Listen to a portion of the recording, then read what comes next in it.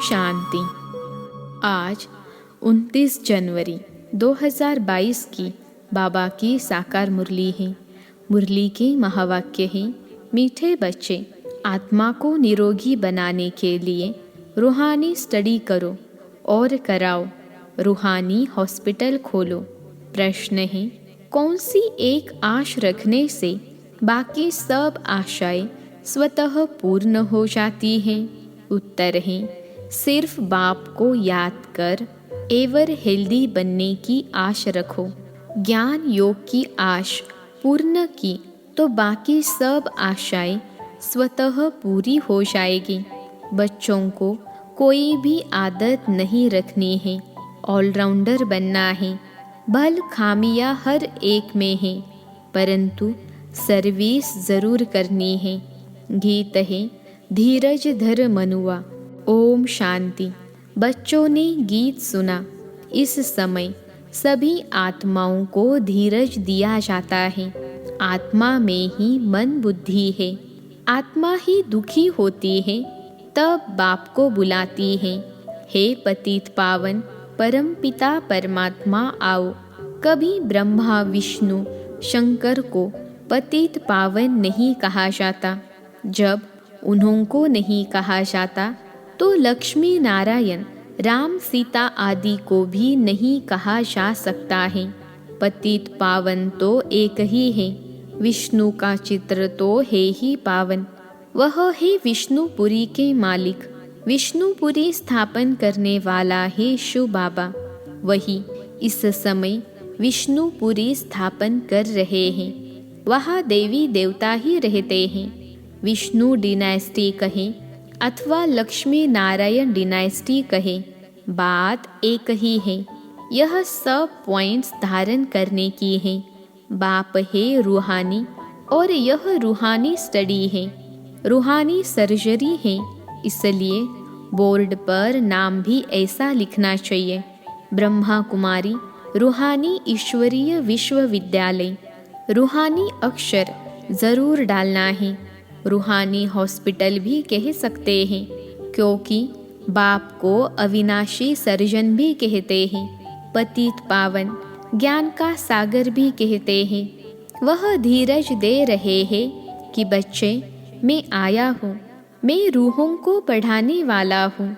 मुझे सुप्रीम रूह कहते हैं। आत्मा को ही रोग लगा हुआ है, खाद पड़ी हुई है।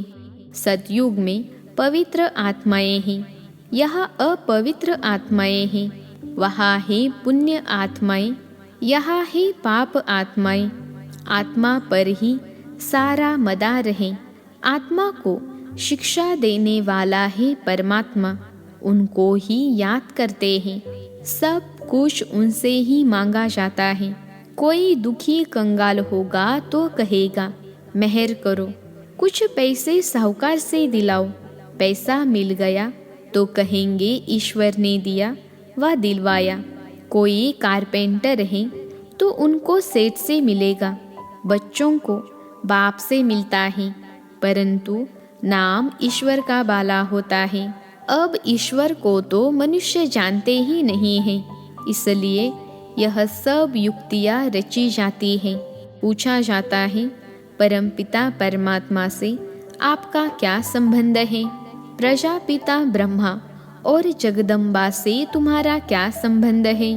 राज राजेश्वरी लक्ष्मी नारायण से तुम्हारा क्या संबंध है? वह तो स्वर्ग के मालिक हैं। जरूर स्वर्ग की स्थापना करने वाले ने उनको वर्षा दिया होगा। यह तो विष्णुपुरी के मालिक हैं ना। मुख्य चित्र है शिव बाबा और ब्रह्मा विष्णु शंकर का। विष्णु का भी सजा सजाया रूप दिखाते हैं। विष्णु द्वारा पालना करते हैं, शंकर द्वारा विनाश। उनका इतना कर्तव्य नहीं है। स्तुति लायक शिव बाबा हैं और विष्णु भी बनते हैं। शंकर का पार्ट अलग है। नाम रख दिया है त्रिमूर्ति, राम सीता लक्ष्मी नारायण। यही मुख्य चित्र है। उसके बाद फिर चित्र है रावण का। वह भी बड़ा 4 बाय 6 फुट का बनाना चाहिए। रावण को वर्ष वर्ष जलाते हैं, इनसे आपका क्या संबंध है? इनको जलाते हैं तो जरूर बड़ा दुश्मन ठहरा। प्रदर्शनी में उनका बड़ा चित्र होना चाहिए। इनका राज्य द्वापर से शुरू होता है, जबकि देवी देवता वाम मार्ग में गिरते हैं। इनके अलावा बाकी जो चित्र हैं उनकी फिर अलग अलग प्रदर्शनी दिखानी चाहिए कि यह सब कलयुगी चित्र हैं। गणेश, हनुमान, कच्छ मच्छ आदि सबके चित्र डालने चाहिए। ऐसे बहुत किस्म किस्म के चित्र मिलते हैं। एक तरफ कलयुगी चित्र, एक तरफ है तुम्हारे चित्र। इन पर तुम समझा सकते हो। मुख्य चित्र है शिव बाबा का और एम ऑब्जेक्ट का। लक्ष्मी नारायण का अलग है, संगम का अलग है, कलयुग का अलग है। चित्रों की प्रदर्शनी के लिए बहुत बड़ा कमरा चाहिए। दिल्ली में बहुत आएंगे, अच्छे और बुरे तो होते ही हैं। बड़ी संभाल करनी चाहिए। इसमें चाहिए पहचान। चीफ जस्टिस से ओपनिंग कराते हैं, वह भी नामी ग्रामी नंबर 1 है। प्रेसिडेंट और चीफ जस्टिस इक्वल हैं। एक दो को कसम उठवाते हैं। ज़रूर कुछ समझते हैं तब तो उद्घाटन करेंगे ना। कंस्ट्रक्शन का ही उद्घाटन करेंगे, डिस्ट्रक्शन का तो उद्घाटन नहीं करेंगे। अब बाप समझाते हैं, बच्चे तुम्हारे सुख के दिन आ रहे हैं। बोर्ड पर भी हॉस्पिटल नाम ज़रूर लिखना चाहिए। और किसने स्थापना की? अविनाशी सर्जन पतित पावन बाप है ना। पावन दुनिया में तो पावन मनुष्यों को कभी बीमारी आदि होती नहीं। पतित दुनिया में तो बहुत बीमारियां हैं। तो सर्विस के लिए विचार चलाना चाहिए। क्या क्या चित्र रखने चाहिए, कैसे समझाना चाहिए। अगर कोई बेसमझ समझाएंगे तो कुछ भी समझ नहीं सकेंगे। कहेंगे यहाँ तो कुछ भी नहीं है, गपोड़े मारते रहते हैं। इसलिए प्रदर्शनी में कभी भी बुद्धों को समझाने के लिए नहीं खड़ा करना चाहिए। समझाने वाले भी होशियार चाहिए। किस्म किस्म के मनुष्य आते हैं। बड़े आदमी को कोई भुट्टू समझावे तो सारी प्रदर्शनी का नाम बदनाम कर देंगे। बाबा बतला सकते हैं फलाना फलाना किस प्रकार का टीचर है। सब एक जैसे होशियार भी नहीं हैं, बहुत देह अभिमानी भी हैं। अब बाप कहते हैं, आत्माएं तुम्हारे सुख के दिन आ रहे हैं। स्वर्ग का नाम तो सब गाते हैं, परंतु स्वर्ग में भी नंबरवार मर्तबे हैं, नरक में भी नंबरवार दर्जे हैं। विजय माला में पिरोने वाले राज राजेश्वर बनते हैं। हम पूछते भी हैं, ज्ञान ज्ञानेश्वरी जगत अम्बा से तुम्हारा क्या संबंध है? ज्ञान ज्ञानेश्वरी को ईश्वर ज्ञान देते हैं तो राज राजेश्वरी बनती है। जगत अम्बा को भी बहुत बच्चे हैं और प्रजापिता ब्रह्मा को भी बहुत बच्चे हैं। कितनी सूक्ष्म बातें हैं, मनुष्य समझ ही नहीं सकते कि प्रजापिता ब्रह्मा और जगत अम्बा यह कौन है। प्रजापिता ब्रह्मा के मुख वंशावली होंगे ना। सेंसिबल जो होंगे वह झट पूछेंगे। हमको यह बात समझ में नहीं आती कि प्रजापिता ब्रह्मा और जगत अम्बा का आपस में क्या कनेक्शन है, जो इतने बच्चे मुख से हुए हैं। ऐसे ऐसे प्रश्न पूछने से आने वालों की बुद्धि का भी पता लग जाएगा। बाप सब राज समझाते हैं। त्रिमूर्ति, झाड़, गोला, लक्ष्मी नारायण का चित्र, इनमें एम ऑब्जेक्ट भी है। वर्षा देने वाला भी ऊपर में खड़ा है। तो समझाने वाला बहुत होशियार चाहिए। प्रश्नावली भी बहुत अच्छी है। रावण से तुम्हारा क्या संबंध है? इतने बड़े बड़े विद्वान पंडित आदि कुछ भी समझते नहीं हैं कि यह दुश्मन कैसे है। हम भी आगे समझते नहीं थे। बाबा कहते हैं, यह जो ब्रह्मा है जिसको मैंने एडॉप्ट किया है, वह भी नहीं जानते थे। अब जानते हैं तो औरों को भी समझाने का बड़ा शौक चाहिए। यह प्रदर्शनी बिल्कुल नई है। भल कोई कॉपी भी करे तो भी समझा न सके। यह वंडर है। बड़ा नशा चाहिए। सर्विस में पूरा लग जाना चाहिए। चित्र तुम्हारे बहुत मांगेंगे तो बहुत होने चाहिए। सर्विस के लिए विशाल बुद्धि चाहिए। खर्चा तो होगा ही। पैसे तो खर्च करने के लिए ही हैं। खर्च करते जाएंगे तो आते जाएंगे। धन दिए धन ना खूटे। बच्चे तो बहुत बनते जाएंगे। पैसे तो सर्विस में ही लगाने हैं। राजधानी तो सतयुग में होनी है। यहाँ तो महल आदि नहीं बनाने हैं। उसमें गवर्नमेंट का कितना खर्चा होता है। यहाँ ही चित्र बनाने का खर्चा। दिन प्रतिदिन पॉइंट्स बहुत अच्छी निकलती जाती हैं। बड़ी युक्ति से समझाया जाता है कि रावण राज्य कब से शुरू हुआ है। आधा समय रावण का राज्य, आधा समय राम का राज्य। इस रावण से बाबा ही आकर छुड़ाते हैं और कोई छुड़ा न सके। इनके लिए तो सर्वशक्तिमान ही चाहिए।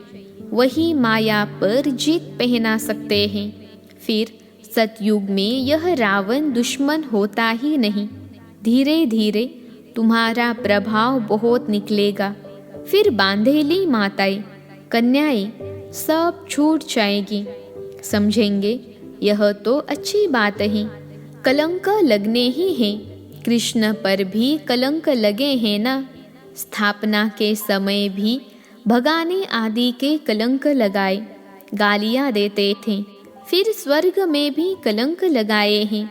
सर्प ने डसा, यह किया। कितनी फालतू बातें हैं। प्रदर्शनी में बहुत आते हैं। फिर उनको कहा जाता है, सेंटर पर आकर समझो, आकर अपनी जीवन बनाओ, काल पर जीत पहनो। वहाँ काल खाता नहीं। एक कहानी है, यमदूत लेने गया तो उनको कहा, तुम अंदर घुस नहीं सकते। यह बड़ी समझने की बातें हैं। इसमें बड़ी विशाल बुद्धि चाहिए और देही अभिमानी चाहिए। हम आत्मा हैं। पुराने संबंध और पुराने शरीर का भान नहीं रखना है। अब नाटक पूरा होता है। हम वापिस जा रहे हैं। स्वर्ग में जाकर हमको नए संबंध में जुटना है। यह ज्ञान बुद्धि में है। यह पुरानी दुनिया तो खत्म होने वाली है। हमारा संबंध है बाप से और नई दुनिया से। यह बातें सिमरन करनी पड़े। यह ज्ञान मिल रहा है तुमको भविष्य नई दुनिया के लिए। यह पुरानी दुनिया तो कब्रिस्तान होनी है। इनसे क्या दिल लगानी है। यह तो देह सहित सब कुछ खलास हो जाने वाला है। देही अभिमानी बनना अच्छा है। हम बाबा के पास जाते हैं। अपने साथ बातें करनी है, तब कोई को समझा सकेंगे। अब तुम बच्चे जानते हो, हमारे सुख के दिन आ रहे हैं। जितना पास होने का पुरुषार्थ करेंगे तो पद भी ऊंचा पाएंगे। सर्टिफिकेट तो टीचर ही देंगे ना।